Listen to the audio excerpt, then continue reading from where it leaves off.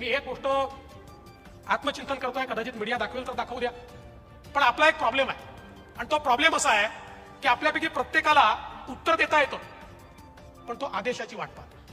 आदेश आला तर देईल, नाही तर देणार नाही. मी तुम्हाला एक गोष्ट सांगतो, आज तुम्हाला परवानगी देतो, ज्याला बॅटिंग करायची बॅटिंग करा,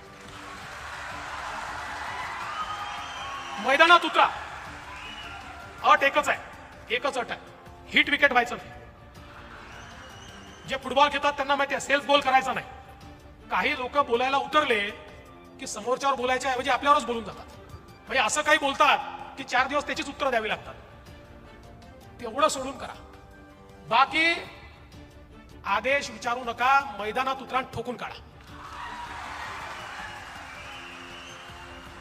आणि तुम्हाला तर खोटं बोलायचंच नाहीये. बघा, खरं बोलायला विचार करावा लागत नाही, खोटं बोलायला खूप विचार करावा लागतो.